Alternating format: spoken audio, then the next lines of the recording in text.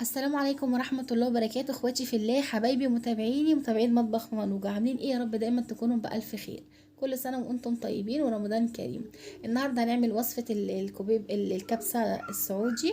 هنعملها بطريقة سهلة جدا ومكونات سهلة وبسيطة.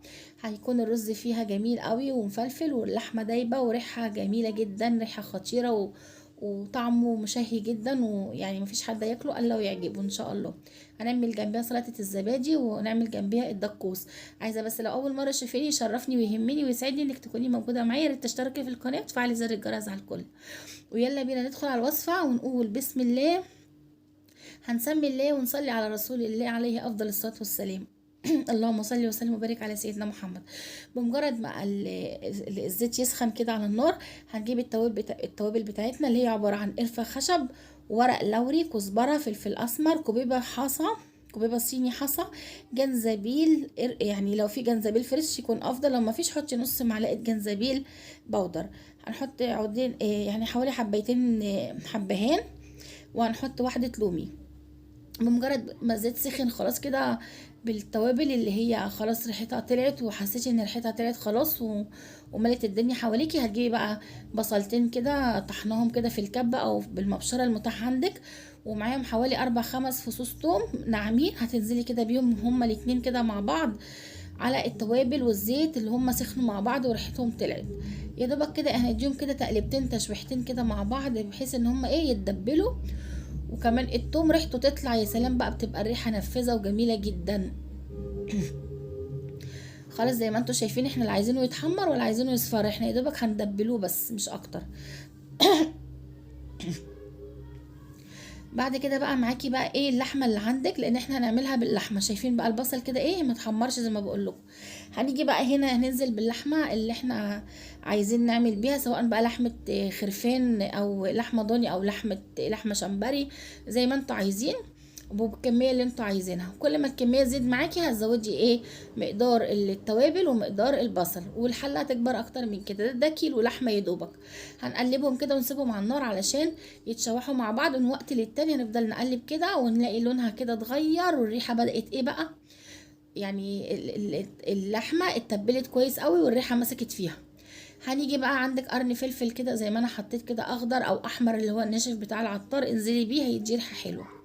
معاكي بقى صلصة، هنجيب برطمان الصلصة، هننزل بنص برطمان الصلصة على اللحمة. تمام. اللحمة بقى هنا طبعا ايه بتتشوح كويس قوي مع التوابل دي كلها، بالبصل بالتوابل بالصلصة، هياخدوا بقى الطعم من بعض. بعد كده بقى هننزل عليها بمية سخنة او مغلية، يا ريت تكون المية مغلية عشان تسرع معاكي عملية التسوية، وفي نفس الوقت يتقفل الانسجة بتاعة اللحمة. اهم حاجة ما تحطيش ملح خالص. تعالوا بقى يلا نعمل الدقوس مع بعض. هنجيب بقى الكبة كده، هنحط فيها الليمونة، قطعيها كده 4 قطع، وانزلي عليهم بقى بالكمية اللي انت عايزاها من الطماطم. انا حطيت 3 طماطميات وحوالي 5 6 قرون فلفل، ومعاهم فصين توم وشوية ملح وربع كزبرة. هنضربها بضربة كده ايه بسيطة في الكبة، وكده كده ايه تحس ان ايه الكفتة متقطعة بسيطة. خلاص كده خلصت بقى ايه، عملنا معانا سلطة الدقوس. يعني مشهورين بيها الخلايجة ان هم يحطوها جنب الكبسة. هنيجي بقى في بولة تانية كده، هنجيب فصين توم مطحونين، هننزل عليهم بشوية ملح. وهنجيب الزبادي اللي عندنا، الكمية اللي انتي حابة تعمليها. انا عملت 4 علب زبادي، هننزل بيهم كده في البولة على التوم وعلى الملح اللي انا حطيته. بعد كده هنجيب بقى عندك بقى ايه شوية نعناع، لو هو اخضر خدي كده وفرميه، لو هو ناشف افركيهم بايدك وحطيهم على الزبادي. انا اللي عندي المتاح عندي كان اخضر فريش وكان ريحته جميله ونفاذه قوي. خدتهم زي ما انتم شايفين كده، فرمتهم كده بالسكينه على الرخامه، وبعد كده حطيتهم على الزبادي. عايزه لو اقولك لو انت وصلتي معايا لحد هنا، ما تنسيش تحطي لي لايك، وما تنسيش تدعميني بكومنت حلو. ونفسي القناه تتفعل، ويا ريت كده تساعدوني ان انا اجمع ال1000 مشترك علشان افعل القناه ودعموني ان انا استمر معاكم. ويا رب اكون بقدم لكم وصفات بتفيدكم. ان شاء الله كده اللي جاي يكون احسن. الواحد بيحسن الظن بالله. طبعا انا قلبتهم كده وعصرت عليها نص ليمونه، وجبت خياره كده زي ما انتم شايفين بشرتها، ونزلت على الزبادي بالخيار وهقلبهم مع بعض كويس قوي، ما خدتش وقت. طبعا الاكله دي يعني يا دوبك الوقت بتاعها كان يعني اقل من ساعه، حوالي ساعه الا ربع، بتسويه اللحمه بتسويه الرز بالسلطات اللي انا عملتها. هنا بقى جينا بقى هنا ايه، اللحمه خلاص استوت. إيه بالنسبه للتوابل، لو انتي بتحبي طعمها سيبيها، بس طلعي الحبهان وطلعي ورق اللوري. لو انت مش بتحبي طعمها خلاص خديها كده على مصفى وحله تحتيها وصفيهم في المصفى، وبعد كده طلعي اللحمه رجعيها الحله تاني وانزلي عليها بالشوربه، هتبقى ما فيهاش توابل. لكن انا حبيت طعم التوابل، انا بحبها انا وولادي وجوزي، ف سبتها، بس طلعت الحبهان عشان بخاف ان هو يجي في بقنا. طبعا انا ما كنتش حطيت ملح، حطيت شويه ملح، وكان عندي بابريكا مدخنه، حطيت معلقه بابريكا مدخنه، وكان عندي خلطه كبسه دي اضافه من عندي حطيتها. لو ما متاح عندك حطي، مش متاح خلاص اكتفي بالتوابل اللي احنا حطيناها. ببتدي الاقي اي حاجه قدامي عايزه اطلعها اتخلص منها زي ورق اللوري او الحبهان بطلعه. طبعا هنا لقيت شويه كركم كمان رحت حطاهم.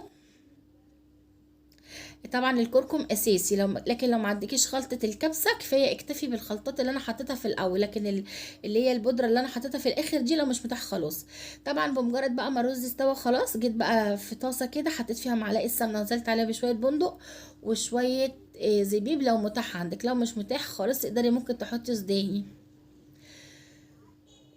خلاص اديتهم تشويحه كده والاكل جهز معايا. عايزه اقول لكم الريحه جميله جدا تجنن.